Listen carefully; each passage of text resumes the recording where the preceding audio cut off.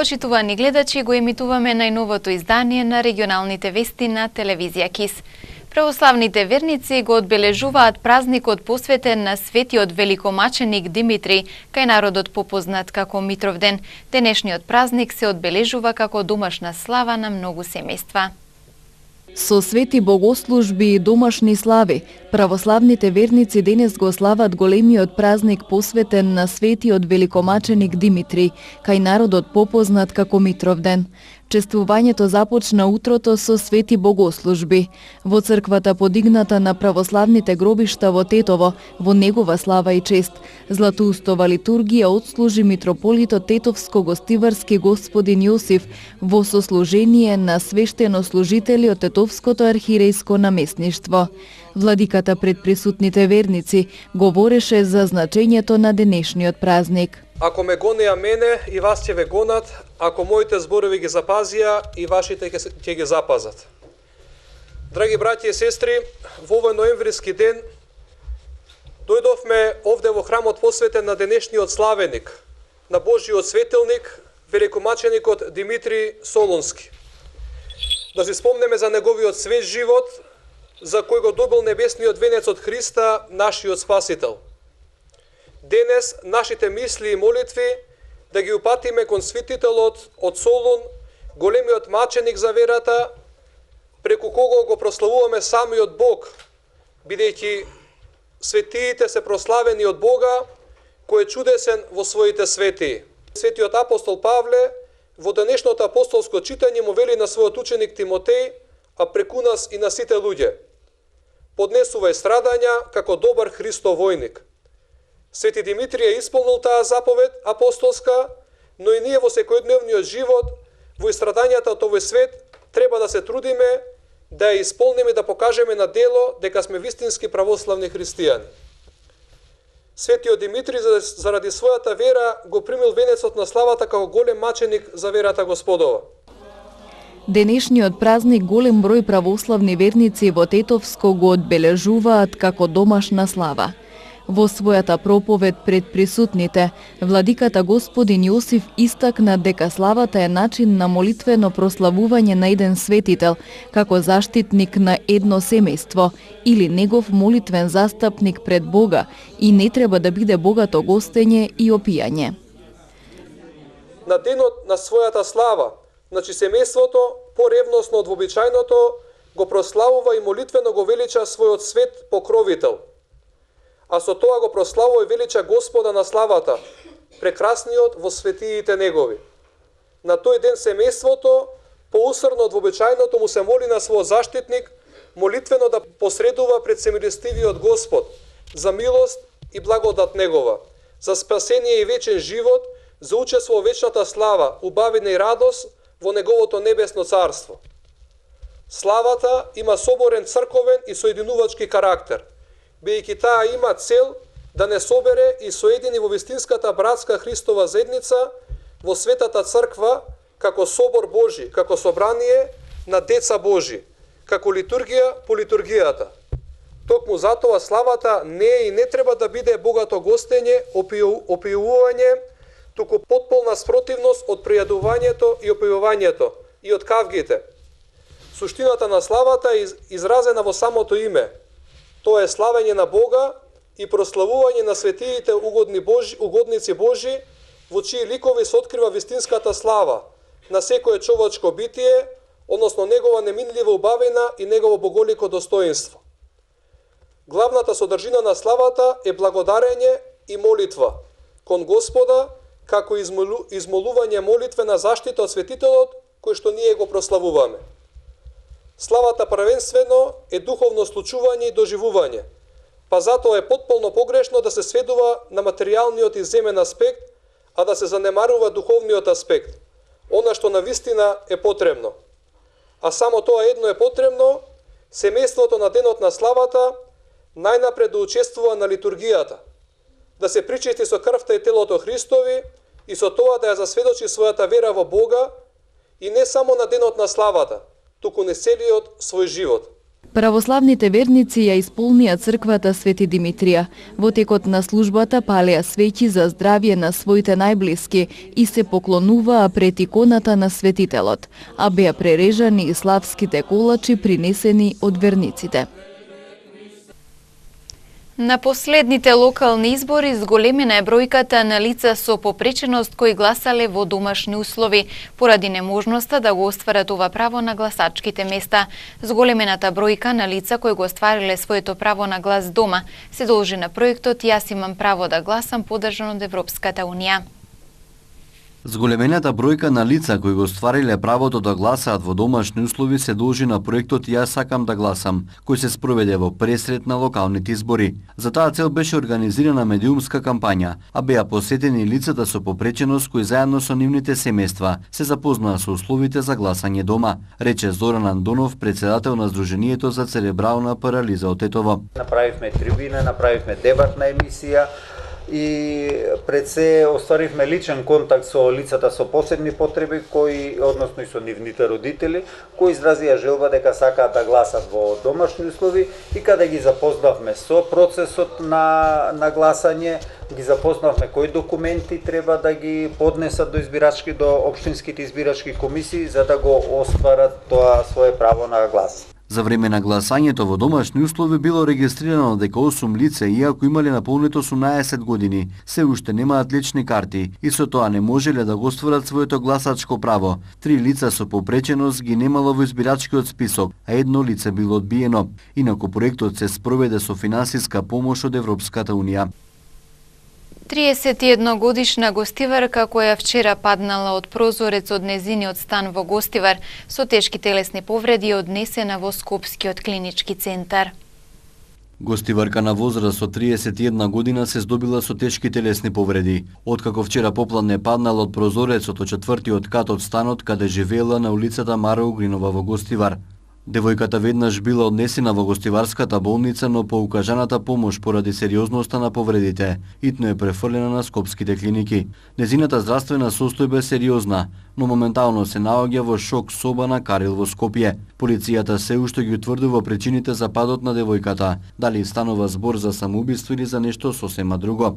Инаку гостиварското подрачје е познато по големиот број на обиди за самоубиства и самоубиства. На годишно ниво црната статистика говори дека во овој регион има по 10 самоубиства и по 50 обиди за самоубиства. Лицата најчесто посегнуваат по својот живот со труење и бесење. Најбројни се женските лица на различна возраст, а поради нервни растројства, семејни недоразбирања, невозвратена љубов, болести и така натаму.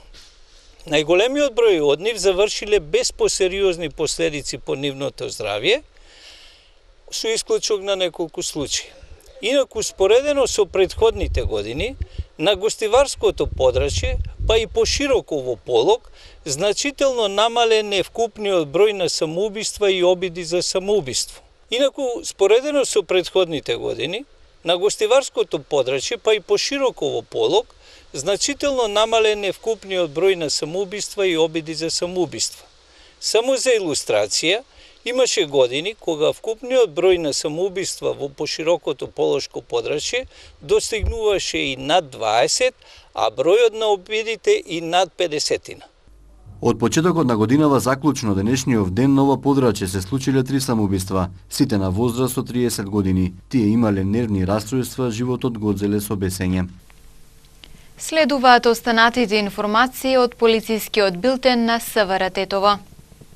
80 годишен жител на гостиварското село Страјане вчера во полициската станица Гостивар пријавил тешка кражба во неговата куќа. Кратците без да пребаруваат во внатрешноста се упатиле во една од собите, прито од внатрешниот джеп на палто кој бил зашиен, одзеле 9000 евра и незабележани од никого се оддалечиле. По извршениот увид се расветлува пријавеното и се работи на откривање на сторителите, информираат од СВР Тетово.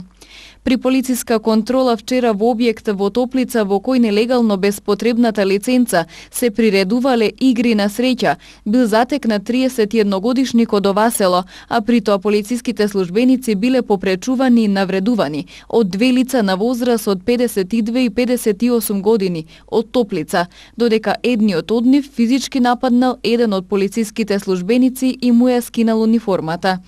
Тројцата се приведени задржани во полициската станица Гостивар за целосно расчистување на случајот и ќе се соочат со соодветни поднесоци. Во објектот во Топлица инаку времено е одземена комплетната опрема што се користела за приредување игри на среќа. Во полицискиот билтен на СВР Тетово и информации за 3 сообраќајни незгоди во текот на вчерашниот ден. Околу 7 часот и 30 минути на регионалниот пат Попова Шапка Тетово во близина на Жичарницата возило управувано од 46 годишник од Шипковица загубило контрола, излетало од коловоз и се превртело на покрив. Нема повредени во возилото, додека вкупната материјална штета се проценува на 20.000 денари. Околу 13 часот на регионалниот пат Радиовци Горно Седларце, патничко возило кое без возачка дозвола го управувал 17 годишник од Камењане, загубило контрола и излетало од коловоз. Малолетниот возач задобил телесни повреди. Со друго возило пренесене во Тетовската клиничка болница и задржане за натамошна обсервација, а причината е материјална штета која се проценува на 30.000 денари. 3 часа подоцна сообраќајна несреќа се случила и на крстосницата на Тетовските улици Благоја Тоска и Фуштанска, во која учествувале патничко возило управувано од 35 годишен тетовец и велосипед што го управувал 80 годишен тетовец. Со истото возило велосипедистот пренесене во Тетовската клиничка болница и по укажаната помош пуштене на домашно лекување.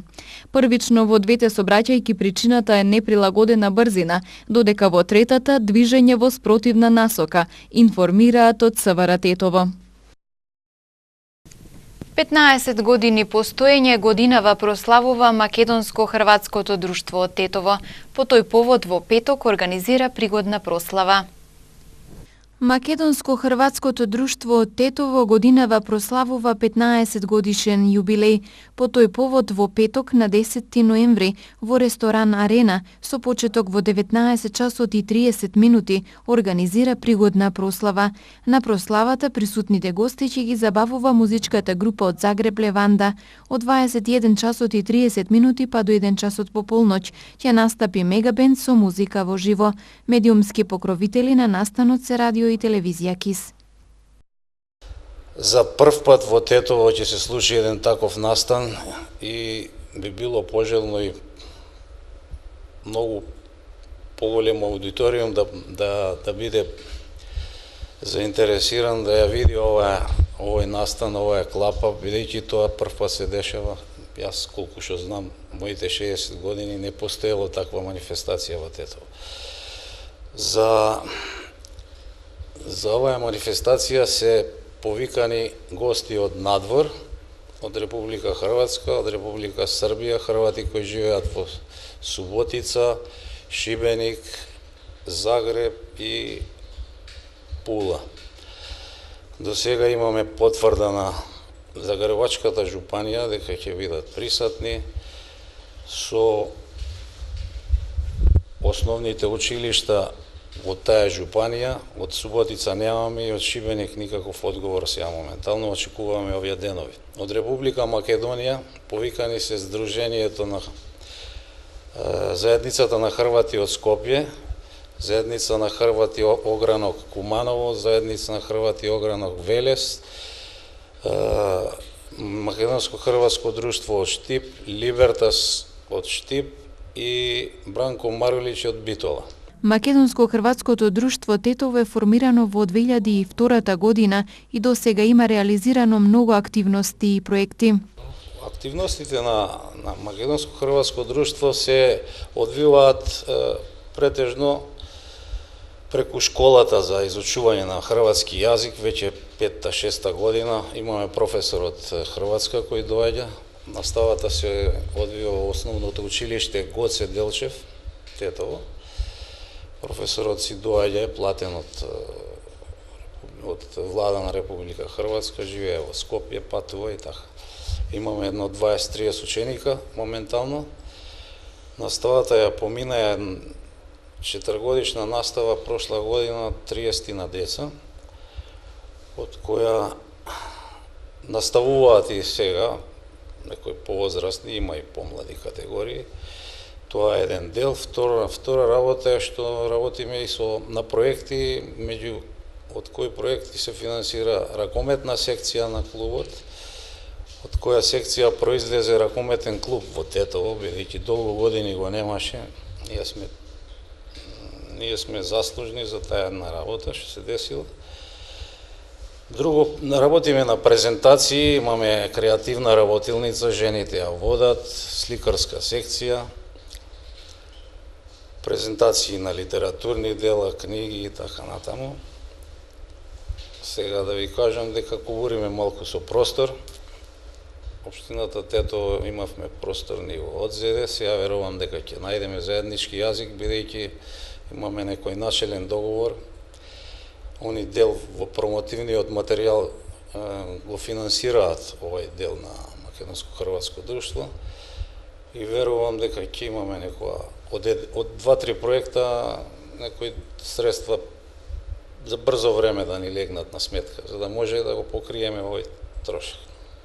По повод Светскиот ден на борбата против дијабетисот, утре 9 ноември, Сдруженијето на дијабетичари организира мерење на шеќер во крвта во просториите на Домот на пензионери во Тетово.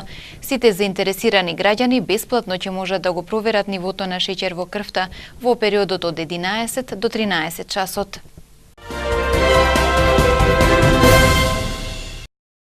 Македонија ќе влезе во НАТО. Ова го пишува грчкиот портал Differ News и наведува дека постои јасна програма за решавање на спорот со името на Република Македонија меѓу властите во Скопје и Атина. Порталот се повикува на дипломатски извори кои прецизираат дека првично властите во Скопје ќе укинат дел од спомениците од проектот Скопје 2014, а потоа прашањето за името ќе влезе во својата финална фаза. За време на самитот на НАТО на 11 и 12 јули во Брисел ќе има конечна одлука за името што ќе ја овозможи на Македонија да се приклучи кон Северноатланскиот пакт. Пишува сајтот и подсетува дека членството најпосле ќе се реализира 10 години по грчкото вето против Македонија за време на самитот на НАТО во Букурешт во 2008 година. До февруари мора да постои видлив напредок. Потоа во април Европската комисија ќе презентира извештај за напредокот и ќе бара од Македонија да добие датум за почеток на преговорите со ЕУ. За да се постигне таа цел, новиот градоначалник на општина Центар ќе мора да формира комисија која ќе се занимава со целокупниот проект Скопје 2014. Според грчките дипломати, прашањето за Македонија повторно е во центарот на дипломатијата, а владеачкото мнозинство во Скопје ќе биде ставено пред бројни тестирања со кои ќе се соочи главната опозицијска формација. Differ News нагласува дека властите во Вашингтон не инсистираат на брзо решавање на спорот со името. 1 година и 6 месеци затвор доби Горан Груевски за случајот Тврдина 2. 5 од останатите обвинети вработени во УБК добија условно 1 година затвор, која ќе се изврши ако во наредните 3 години го повторат делото. 6-тата обвинета од УБК пак доби 9 месеци затвор, кои ќе ги извршат ако во наредните 2 години го стори делото. Тврдина 2 е прв судски случај што произлегува од бомбите за кој е донесена пресуда, но известно е дека предметот повторно ќе се врати на судење, бидејќи на Груевски му се судеше во отсуство. Откако ќе биде екстрадиран, тој има законско право да побара повторување на постапката. Предметот се однесува на прикривање докази за нелегално прислушкување, односно уништување на 2047 службени списи, од кои 22 биле поврзани со прислушувањето, а неколку од документите биле доверливи. Кривичното дело кое СЈО им го стави на товар со обвинителниот акт е фалсификување службена исправа. Ја доби првата пресуда, имено обвинетите во случајот Тврдина 2 беа осудени за кривичното дело кое што им се ставаше на товар, односно осудени дека уништувале службена документација и со тоа сториле кривично дело фалсификување службена исправа. Ваквата осуда на судот е во рамки на нашите очекувања. Ние неколку пати до сега повторивме дека имаме цврсти докази и тоа се потврди со одлуката на судот. Судијата во краткото образложение ги потврди сите ставови кои што специјалното јавно обвинителство ги имаше, а тоа е дека не може подредените да бидат иземени затоа што постапувале по незаконска наредба на нивниот предпоставен.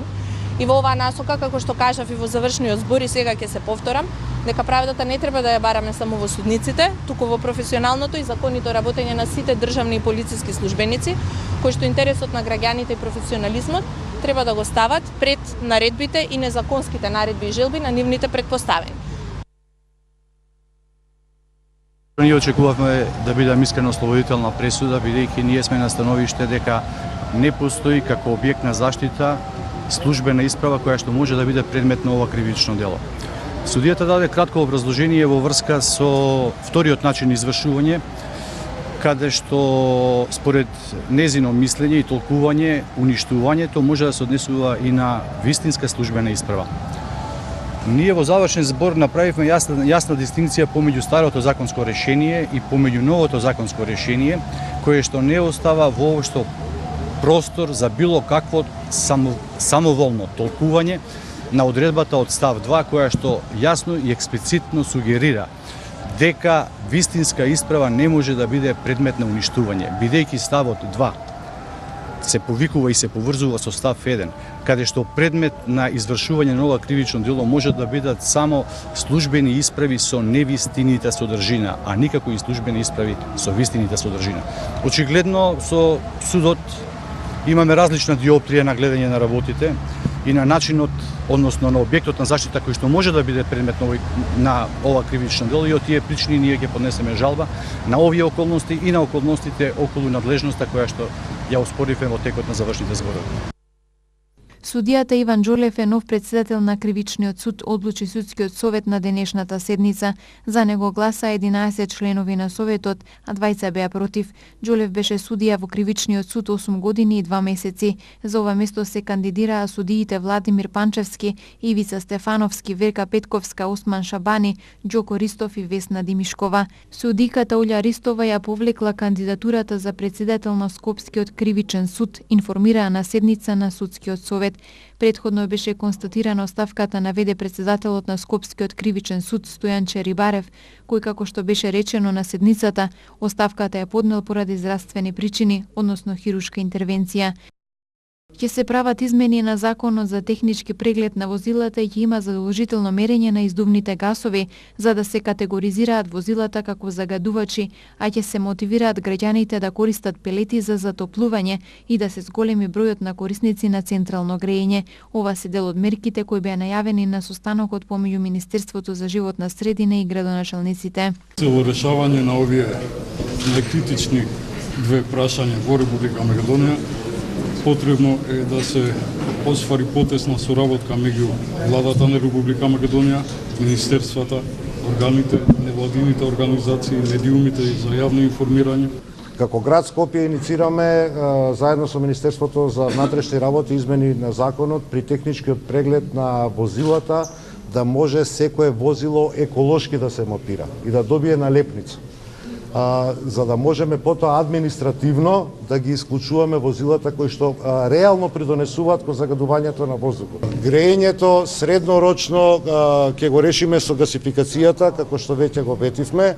Во рамки на ингеренциите што ги имам како градоначалник на град Скопје, планираме во наредниот период да започнеме разговори, преговори со операторот кој што користи централниот систем, како би овозможиле евентуално намалување на цената на парното грејење.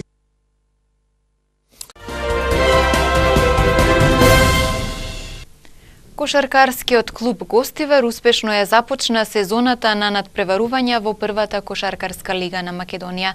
Од 5 одиграни надпревари, 4 завршија со победа за гостиварци. Кошаркарскиот прволигаш КК Гостивар успешно ја започна сезоната на надпреварувања и напорно работи за што подобри резултати и повисоко место на табелата. Од 5 одиграни надпревари досега, 4 завршија со победа за гостиварци. Тренерот на клубот Маријан Србиновски вели дека е задоволен од досегашниот резултат, но дека сегогаш може подобро, кон што и ги насочуваат силите. Почетокот, знаете, и 4 победи имавме во 4 надпревари. Задниот надпревар не бевме на ниво, значи го загубивме во Гевгелија, но за почеток сигурно као старо нов прволигаш, као резултат сум задоволен. Од играта не доволно, значи не баш, и овие утакмици што го гледавме имаме доста недостатоци што мора да ги отклонуваме полека. Екипата полека се воигрува. Очекувам да ја креаме формата полека, но не чека се еден малце потежок распоред. Тие први 4 натпревари некако условно кажано по-лесен, додуше нема ништо лесно. Се не очекува 2 дерби надпревари, значи за нас секоја дерби со двата великана наши, прво со МЗТ во гости, потоа со работнички во нашава сала. Очекувам да ќе дадат максимум и да пробаме да изненадиме некој од овие два пати. Клубот се врати во елитата на домашната кошарка по подолга пауза како амбициозен проект во кој влегува звучни имиња, како Младен Ѓуровски, кој е тим менаџер, Перо Антич, главен акционер, Србиновски, поранешен селектор на македонската репрезентација како тренер. Екипата пред почетокот на првенството доби и нови засилувања во својот состав. Тренинзите се окей, значи залагањето на играчите на тренинзите значи задоволувачко, се стално има простор да се напредок, но полека како што кажам, они се навикнуваат на мене, јас се навикнувам на нив, полека правиме некоја хемија, што таа хемија што ќе донесе ќе видиме на крај на првенството. Може да најавам дека на секој надпревар ќе се обидеме да го даваме максимумот и на крај што ќе направиме ќе видиме на крај од првенството. Следните надпревари за КК Гостивар се голем предизвик, со оглед на тоа што за противници ги имаат МЗТ и Работнички.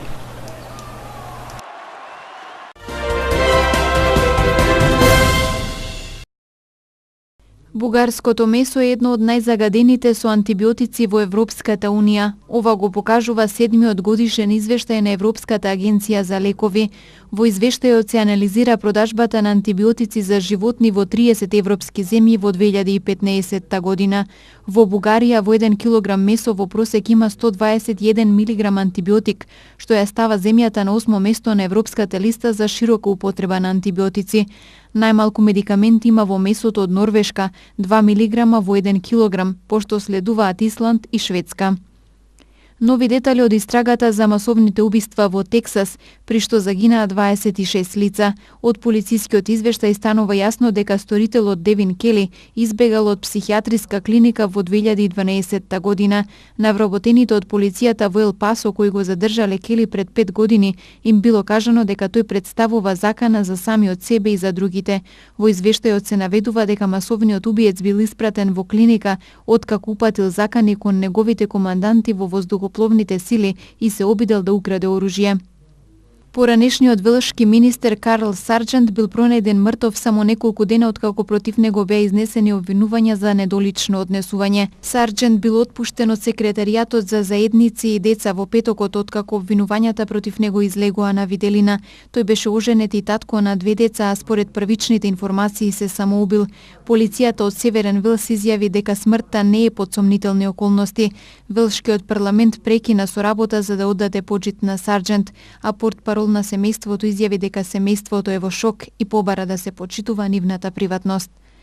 Научниците кои ја истражуваат големата пирамида која се наоѓа во египетска Гиза пронајдоа нов дел од нејзината структура. Просторијата се наоѓа над Гранд галеријата која всушност ги поврзува двете комори на пирамидата. Не е познато зошто празнината е создадена и дали во себе крие вредни артефакти, но во откриената просторија има слични димензии како и самата галерија, а научниците сметаат дека би можело да представува градежен јас кој му возможувал на работниците пристап до големата галерија и кралската комора. Откритието беше направено откако научниците направија слики од внатрешноста на пирамидата, користејќи неинвазивна техника на истражување.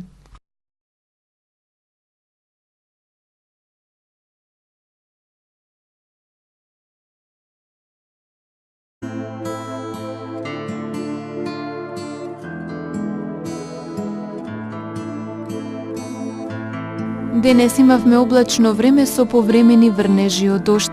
Утринската температура се движеше од 3 до 6 степени, а дневната од 9 до 14 степени.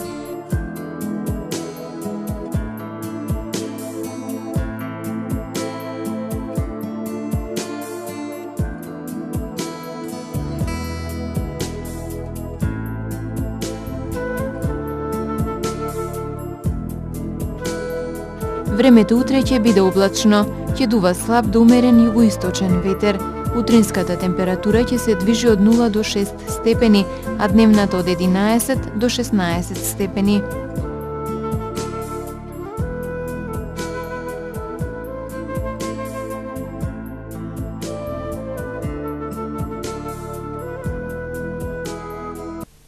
Тука е крајот на денешните регионални вести. Имајте пријатна вечер.